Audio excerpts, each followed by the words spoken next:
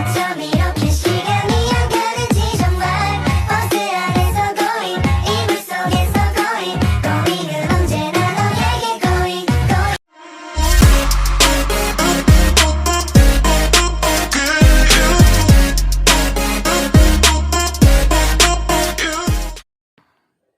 Baiklah, Assalamualaikum warahmatullahi wabarakatuh.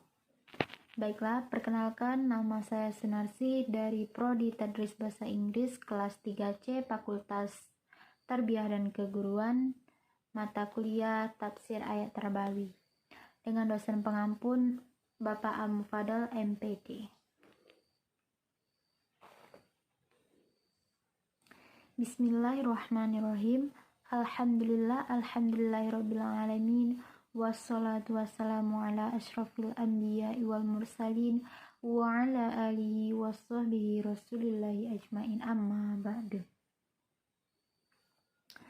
Baiklah, marilah kita panjatkan puja puji syukur atas kehadiran Allah Subhanahu wa ta'ala, yang mana Ia telah menciptakan 7 lapis langit tanpa tiang, 7 lapis bumi tanpa gantungan. Tak luput dan tak bosannya kita kirimkan selawat beriringan salam kepada baginda kita, yakni Nabi kita Muhammad Sallallahu Alaihi Wasallam, yang mana selawatnya yang berbunyi Allahumma salli ala Sayyidina Muhammad wa ala alihi wa sahbihi wa barik wasallim. Baiklah, saya akan menjelaskan tentang surah Al-Maidah ayat 67, dan juga saya membahas tentang surah An-Nahl ayat 126. Baiklah, saya akan menjelaskan tentang surah Al-Maidah ayat 67.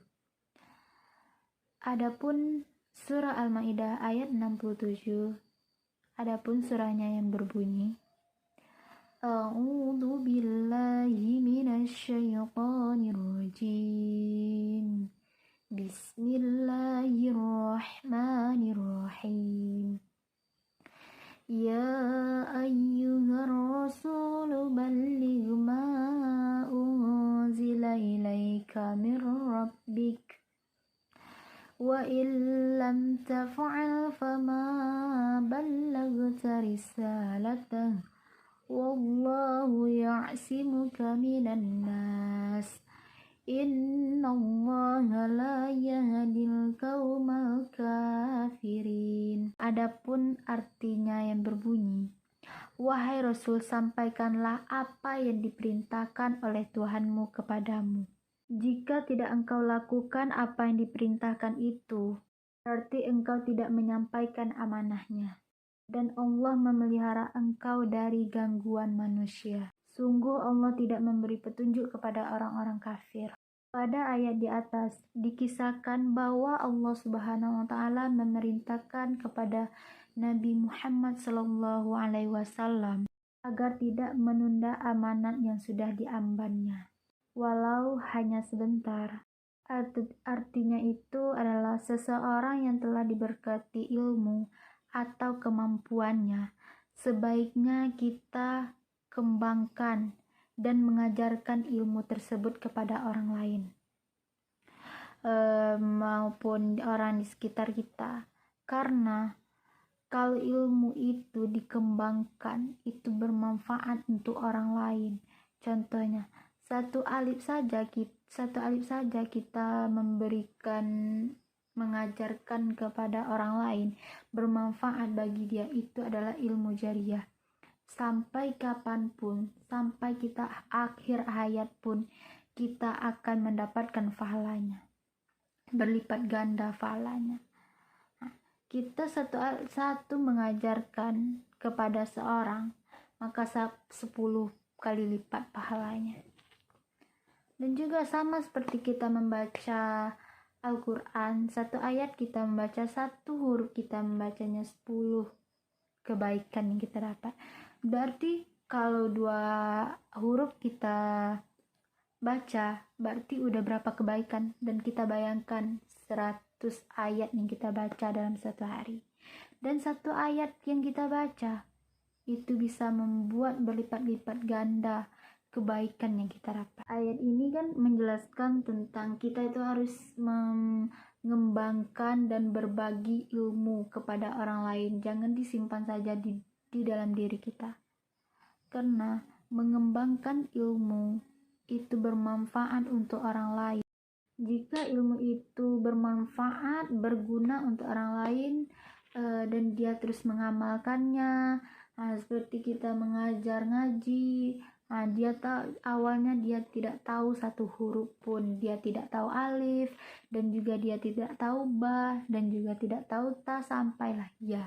Jika dia tidak tahu, sekarang kita mengajarkannya. Jadi akhirnya orang lain itu tahu. Jadi berlipat gandalah kebaikan yang kita dapat. Cukup itu penjelasan dari surah Al-Maidah ayat 67. Baik, saya akan menjelaskan tentang surah An-Nahl ayat 26.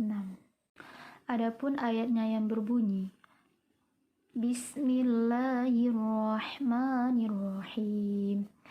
Wa in aqabtum fa'aqibu bimithli ma uqibtum bih wa la in sabartum lahuwa khairul lis-sabirin.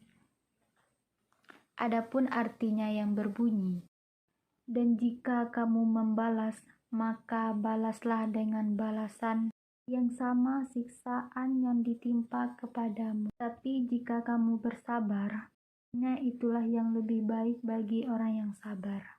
Pun ayat di atas memberi tuntutan kepada Nabi Muhammad SAW mengenai tata cara berdakwah, juga membalas perbuatan orang yang telah menyakitinya. Peristiwa ini merupakan salah satu pendidikan bagi manusia ketika menghadapi situasi yang serupa, seperti sakit hati terhadap sikap dan perkataan orang lain.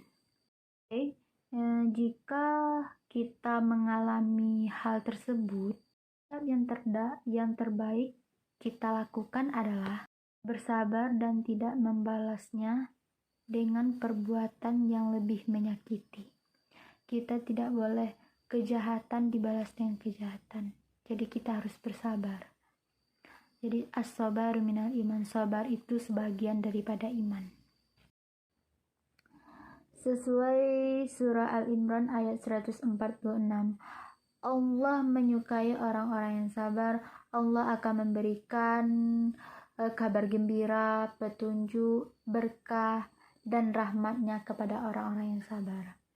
Nabi Muhammad SAW pernah bersabda, jika Allah mencintai seorang hambanya, maka dia akan mencobanya dengan cobaan yang tidak ada obatnya.